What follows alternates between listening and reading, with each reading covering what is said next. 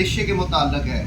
रेशा, बलगम, खांसी वगैरह के। अस्सलामु अलैकुम वरहमतुल्लाहि वबरकातुहू वस्सलातु वस्सलामु अला रसूलिल्लाह अम्मा बाद फ़अऊज़ु बिल्लाहि मिनश शैतानिर रजीम बिस्मिल्लाहिर रहमानिर रहीम। जी दोस्तों, आज फिर हम एक नई वीडियो के साथ आपकी खिदमत में हाज़िर हुए हैं। ये वीडियो ख़ास तौर पर उन अमराज के बारे में है जो कि रेशे के मुताल्लिक है। रेशा, बलगम, खांसी वगैरह के लिए ये वीडियो आपकी खिदमत में हाज़िर कर रहे हैं। और इसके अलावा ये वीडियो जिनके पट्ठों की कमज़ोरी है, ये जो पट्ठे गर्दन के पट्ठे हैं, पट्ठों का कुचाव आ जाता है खुश्की की वजह से पट्ठों का कुचाव आ जाता है, ये उनके लिए भी ये बहुत अहम वीडियो है।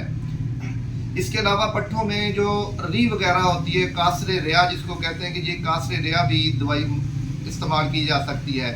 ये एक बहुत ही लासानी नुस्खा है। लसानी नुस्खे को आप नोट फरमा लीजिएगा।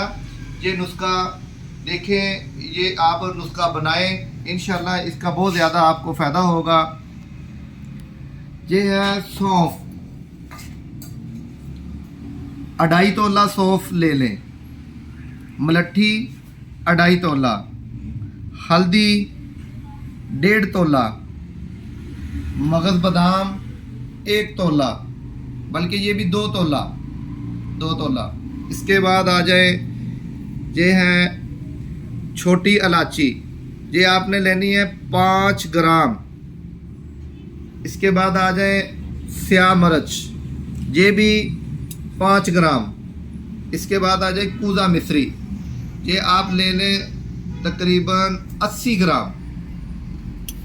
सब चीज़ों का अच्छे तरीके के साथ सफूफ कर लें।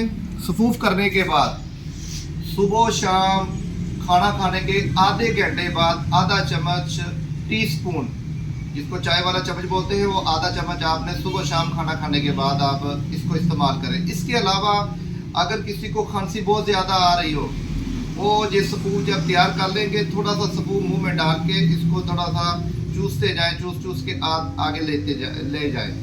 ये इस्तेमाल करें, इंशाल्लाह बहुत ज़्यादा फ़ायदा होगा।